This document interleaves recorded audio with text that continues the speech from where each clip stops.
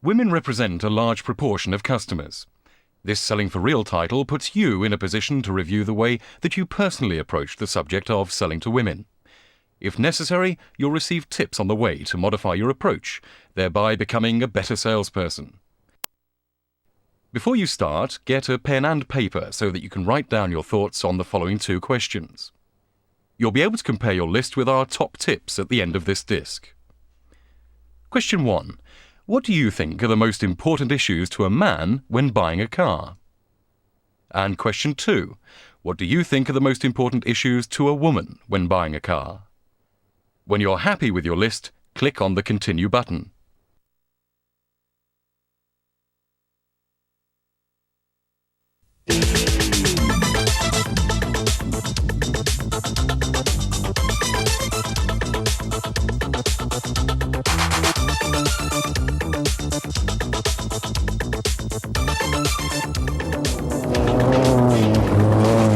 Hello and a bumpy welcome to Selling for Real, the hard-hitting, and I mean hard-hitting series of sales training programs designed to make you more effective in real sales situations. This program, if ever I survive to present it, is all about selling to women. Well, we all know that women look at cars very differently to men. They're more interested in cloth and trim and fashion and safety and fuel economy and so forth. And they're not that bothered about performance. Or are they? Well, let's pull over and ask someone who ought to know. My driver. Oh, I'm too big for this. Now, you may be surprised to find that the person responsible for making my heart beat like a washing machine full of Wellingtons is, in fact, a woman, Helen Gwynn. Now, Helen, how long have you been doing this kind of thing? A couple of years now. Is it fun? It's very good fun. And how do people react when you tell them what you do? Mostly are quite surprised. A lot of them are very impressed. What about men? Men are very impressed. Some are really helpful, some are not. It just depends, really. OK, well, thanks very much for the drive. You're welcome. Thanks. Now, Helen is obviously an extreme case, but there's a serious point to be made about sales effectiveness here, namely that generalizations, assumptions, preconceptions are dangerous in selling. They tend to alienate and offend customers. Now, by the end of this program, we hope to have looked at a few of the classic problem areas, so you can be sure to avoid them. But the truth is, you can't generalize about car-buying women any more than you can generalize about car-buying men, except to say, of course, that women make up an enormous customer group for the Peugeot marque, of which more are not.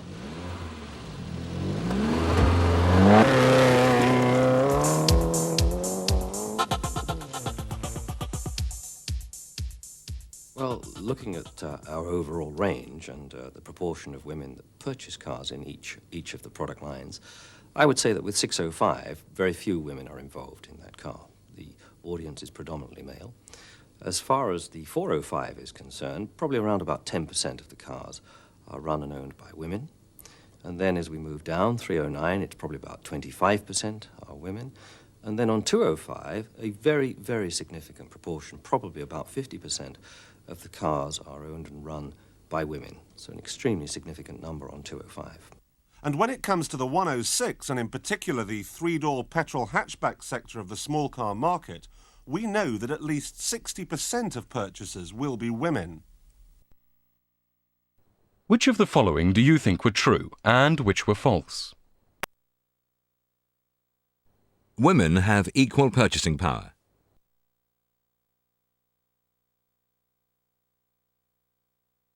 Even if this is not the case, you should behave as if it is correct, as a woman frequently influences the purchaser.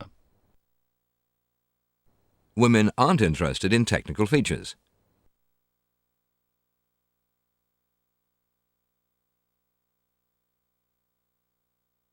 Some are not. Asking open-ended questions will tell you if this is the case or not. The husband should take the test drive.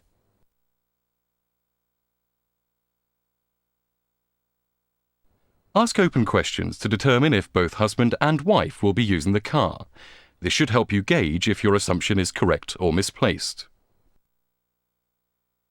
Women are more interested in colour and trim than performance.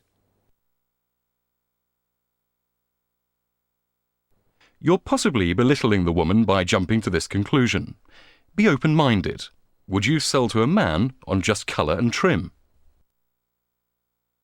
The men will pay for the car.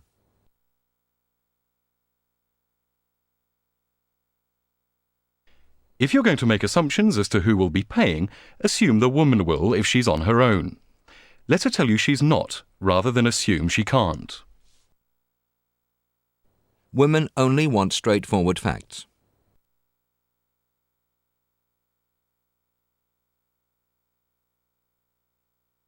It appears from research that this is true.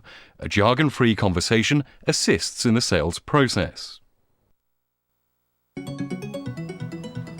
So, laying aside the question of good manners and Peugeot's image in the marketplace, there are strong commercial reasons for tuning in to what women want when they're in the market for a car. So what would they be? What do real women, real customers, feel about the way our industry treats them? Well, we asked a small group of women aged between 30 and 50, and with experience of a number of car manufacturers, to give Selling for Real their candid views.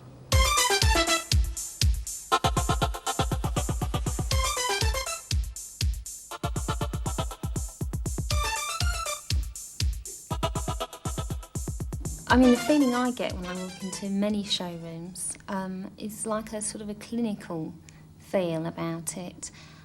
You can look, but you can't touch. And you don't always, the car doors are usually shut, so they're not actually inviting you. You know, come and try, sit down, you know, see what you think. I mean, I have taken my children into a showroom, but I'd rather go without them, because I just feel as though I definitely don't want the children around. Well, I think depending on how you're dressed will affect the way the people in the showroom will talk to you, react towards you. I'm usually dressed quite casually, jeans and T-shirt, because I have 2 young children. And when you go in, you feel because you're not dressed up, they won't take you seriously. They probably think you haven't got the finances to buy a car. Car salesmen make me feel nervous, at a disadvantage. They make me feel stupid.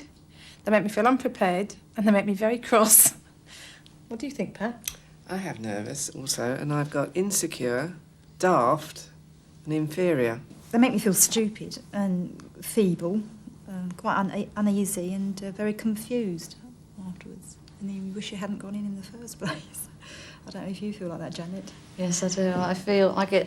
They make me feel as if I'm a time waster, that I'm not being serious. I feel very intimidated, and sort of bring your husband in, then we'll talk attitude, and stupid. So, if that sample group are anything to go by, many women are approaching what's effectively our point of sale with a mixture of dread and nervousness. Now, no one's saying this dread is reasonable or justified on every occasion, but that's not the point. The point is that all women are potential customers, and you have to deal with the way they actually feel and act, whether you believe they're being reasonable or not. And the crucial question is, does your professional behaviour help the situation or make it worse? I'd also like to be made a bit more welcome as you walk in the door. And I'd like to be taken seriously financially. I think that's one of their biggest faults, that they think you haven't got any money. I think the only way I'd do it next time is I'd carry a bag full of cash and go in and plonk it on the table, and then perhaps they'd take more notice of me. I usually ask if I can have some of the brochures. And in one instance I did say, oh, are all the details indexed at the back? And he immediately opened up to the upholstery and the painting, the colours section. He said, oh yes, here they are. I said, I mean the other engine details and, you know, miles per gallon, etc. And he said, oh yes, you know. Funnily enough, I do look under the bonnet of cars. So, I mean, I do try to learn a little bit, and they give you the impression that you don't know anything about cars, and it's like buying a dress, you just want to see how pretty it is. There's a lot of questions we'd like to ask, but we don't really know the right questions to ask, you know, when it comes to engines and performance and things like this. And I don't think they expect us to ask those sort of questions from the start. You know, they just, really, you're not taken seriously. I think that's what it boils down to. They think you're just window shopping, you know, with no intent to buy. We've got nothing better to do. Oh, let's wander around and look at the cars, you know. I went with a girlfriend to look around at some cars, and the salesman came up, and he's quite a young chap, actually, and he came up to us straight away, got in the middle of us, arms around us both. Hello, girls, and what can I do for you? This sort of thing. Cringe, you know. When it's reversed, a man wouldn't say anything like that to another man. No. So why should he say it to a woman? There is that big difference again that is annoying.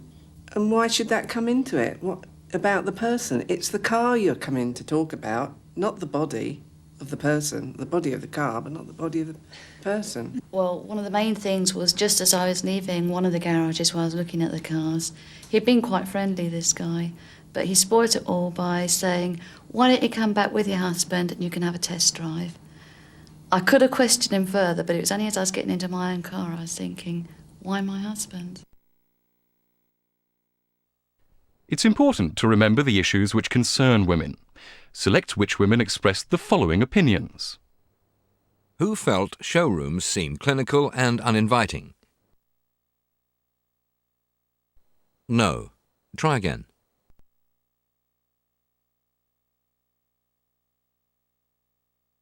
No. Try again. Yes, that's right. Who said salesman made her feel inferior? No. Try again. No. Try again. No. Try again. Yes, that's right. Who felt salesman thought she was a time waster? No. Try again. Yes, that's right. Who wanted to be taken seriously financially? No. Try again. Yes, that's right. Which woman didn't like the salesman's over-familiarity? No. Try again. Yes, that's right. Perhaps the most interesting thing about this catalogue of complaints is that many are contradictory. Some women complain that sales staff assume they know nothing. Others complain they're being blinded with science. Some complain the salesman is patronising, others that he's too matey and familiar. In a way, though, these complaints are about the same thing, the point we were making back in the rally car about the danger of generalisations. Women are people first and women second. And people need to be treated with respect, to have their needs identified, and only then does said people need selling to. To help illustrate the issue, we've put together a few short sequences using actors. So, take one.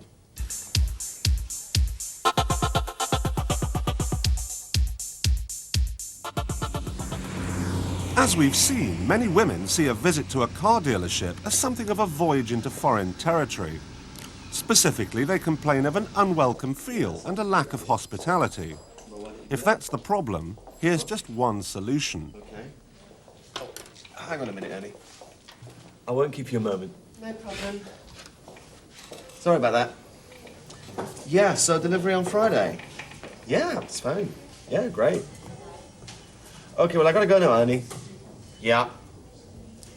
Yeah, I've got a customer. Yeah. Yep, fine. Right, bye. I'm sorry about that. How can I help you? Well, I hope you can. My neighbour has a small Peugeot, and we were quite impressed with it, but we were also wondering whether it would be big enough for us, so I was just looking to see if there was something similar, but bigger. To tell the truth, it's early days yet, but I do know we need to change the car pretty soon. So I was just looking at other possible cars. Well, we obviously got quite a number of cars that fit the bill. But before we get down to specifics, how about a cup of coffee? Oh, thank you. If you'd like to sit over here. Milk and sugar? Just milk, thank you. Right. of the fuel consumption. Tony, the salesman in this reconstruction, knows that Margaret, our customer, is nervous. He knows the best cure for this is not to rush her, but to give her time to relax. He accepts that he, whether he intends to or not, may well appear threatening to her. It's really the one I want. I mean, I don't know much about the ins and outs of engines, but I have got a pretty good idea of the sort of performance we're looking for, and what with a caravan and that. There's evidence to suggest that some salesmen enjoy this feeling of superiority and make matters worse by spouting expert jargon at the first possible opportunity, as part of an I know far more than you showing off routine. This is, of course, counterproductive. Margaret is far more likely to buy from Tony if he makes her less nervous and threatens her less. How big is the caravan? I don't really know. It's a reasonable size. It's 4 berths, but not giant. Right. I mean, we used to have an escort, but it was really too much for it. Tony makes a conscious effort to put her at her ease. The coffee was a deliberate tactic, simple but effective. He also makes a point of not interrupting, of letting her explain why she's here and what she wants before leaping in with a suggested vehicle. This is not only polite and respectful of her as a person, it also helps him qualify her better, so that he can offer what so many women have asked for in research: straightforward, jargon-free advice, rather than the hard, I'm an expert kind of sell. You've just seen the salesman do a number of key things to put the customer at ease and avoid being threatening. But what were they? Select all your choices, then click on the Done button.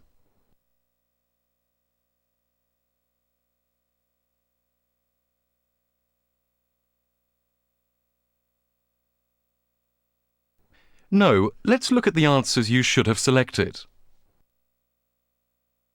First, he acknowledged her when she entered the showroom, and he moved out from behind his desk. He sat her down and put her at ease by offering her coffee. As she spoke, he listened without interrupting, and when it was his turn to speak, he avoided using complicated jargon. Now, of course, not all women are so apprehensive as Margaret. Often the problem is reversed. Increasingly, women are used to taking a pretty assertive role at work and at home, and a visit to your dealership is no different. So you'll have to be prepared to deal with such assertiveness in your day-to-day job. In your showroom, as customers, such women understandably expect to be treated with the same respect that a man would get in a similar situation. Now, our second reconstruction looks at a classic area of complaint, the what happens when I bring my husband with me scenario.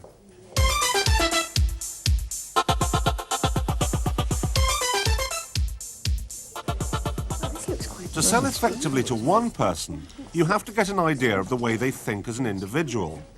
Selling to a couple is far more complex. You'll need to get a good idea of the way they relate to one another, so that you can tune in to that relationship. Many women complain that this doesn't happen at car dealerships, that sales staff make chauvinist assumptions about roles, finance and equality generally. The best antidote to this complaint is to impose your own personality as little as possible. In the early stages, listen, let the couple talk to each other and watch the way they work together. So this is the 1.6? Yes, that's right. Well, this is certainly one of our possibilities. And who'll be the main user of the car, Mrs. Price? You or... Oh, yes, me mostly. Almost entirely. Oh, yes, almost entirely, come to think of it. Tom hates driving. I don't hate it. Well, loathe it then. I just do enough of it at work. So is this car mainly for private use? Oh, no. I'd use it for business, mainly. We'd buy it through our company. Oh, so you're in business together? Oh, good heavens, no. No. No, sorry. A friend and I, we run a fabric shop. Just a snip? Oh, yes, I know it. Next to the NatWest. Yes, the blue and yellow awning. Yeah, that's it. How does this work? By giving the couple breathing space and by not making assumptions about them, our salesman has a better idea of who they really are and how their relationship works. It's simple, isn't it? Yeah. And once you start presenting a car, it can be dangerous to assume that the man is more mechanically minded or more interested in performance than the woman is. And the performance is pretty impressive too. What about acceleration? Well, that's good. The 0 to 62 time is just over 9 seconds. 9.1, in fact. 9.1. How does that compare then? Well, it's certainly no faster. The Golf does what? 8.3. So performance and acceleration in particular are important to you. You want a fast car. Absolutely. Then perhaps you'd like to look at the 1.9 version of this, the 205, or perhaps even the 309 GTI, which is closer to the Golf in both size and performance. Splendid. Research shows that sales staff often underestimate women's earnings and therefore also underestimate their spending power, hence a common failure to sell up to female prospects. In other words, if a woman asks to see a 205, she's sold a 205 and is rarely tempted with an alternative that might suit her better. But whether selling up occurs or not, there's another key danger lurking as you close the sale.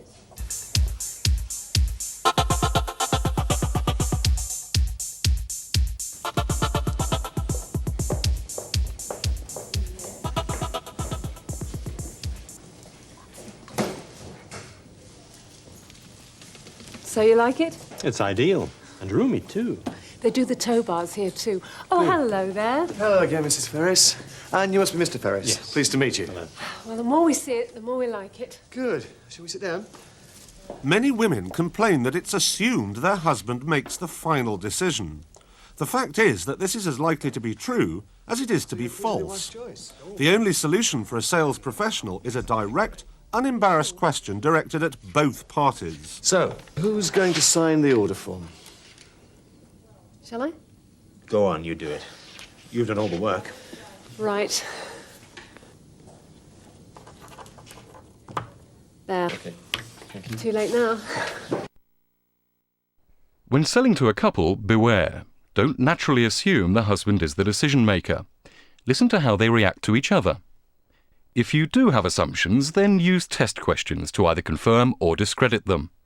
Be prepared to change. For example, who will be doing most of the driving? Is the car for business or pleasure use? See who answers and what they say. Ask them to sit in the car. Who takes the driver's side? How would you find out who the decision maker will be? Remember, even when you know who the decision maker is, don't ignore their partner, as they can still sway a decision. We began this programme by playing on your assumptions. Many of you will have assumed that I was being driven around, if that's the right word for this kind of torture, by a man. And I can't say I blame you. I'm still surprised by female bus drivers and female airline pilots. And though I've never met one, I know I'd be surprised by a female hod carrier. Now, the thing is, such assumptions don't usually matter that much, unless you're a salesperson. And then they matter a hell of a lot, because every time you make an assumption about someone that turns out to be wrong, you run the risk of offending that person. And you don't need to be Freud to work out that an offended person doesn't exactly make it a hot sales prospect. Worse, they could tell their friends, and before you know it, a whole load of potential customers are prejudiced against you, even before they set foot in the showroom. Now, that's not the way it should be. So before we close, I'll leave you with a little bit of food for thought. Thanks for watching.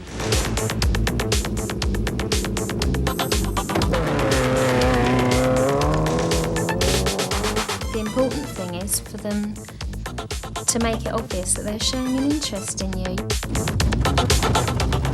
And I like to be taken seriously financially. It's the atmosphere as you go in. You just want to feel relaxed, and it's the way the person talks to you. And I think where children are welcome, that a female or a mother knows that she's welcome as well. Once we got talking is to actually be taken seriously that I do want to buy a car. I'd like them to think that, treat me with some intelligence. Well, I would say teach the reps to not treat the women any different to the men.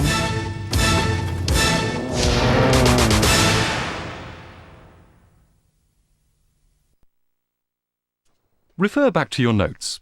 Tick off your ideas as they appear on screen. Remember, you don't have to be word for word perfect, but be honest with yourself. If you covered the 20 tips we have, then well done. If you have more, then even better. However, if you think you've struggled, perhaps you should revise your list as to what issues are important to men and women when buying a car. If a woman walks into a showroom alone, always approach her very quickly and try to put her at her ease, as she will be quite nervous. If they come in with children, then always talk to the children and take them over to the Lego set in the corner of the showroom. It's worth giving time to the kids. ask the children what they think of the car. A cup of coffee is particularly appreciated by women. It really is a must. Make them feel that you are really interested in them as people. Be yourself and help to relax them by talking about common interests with a laugh or two. Always give plenty of time, particularly to women. Listen to their questions in an empathetic way. When a couple are buying a car for the woman, sell to them both, but lean towards the woman. Then leave them for a while to talk about it. Again, they don't like to be rushed. Don't assume women are only interested in small cars. Many buy larger cars. In any case, always take all customers very seriously. Be very careful not to patronize women. Don't expect that they don't want to look at the engine, even if they don't understand it. Take time to present the car thoroughly, particularly with women. They are used to this and are prepared to take time to understand the car properly.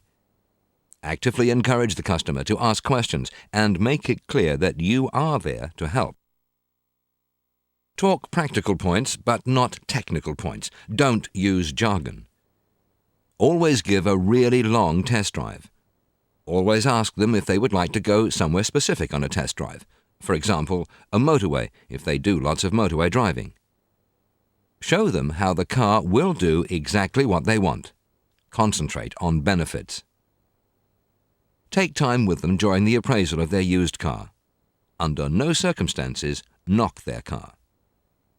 Never push them. Women tend to be more sensitive to pressure than men.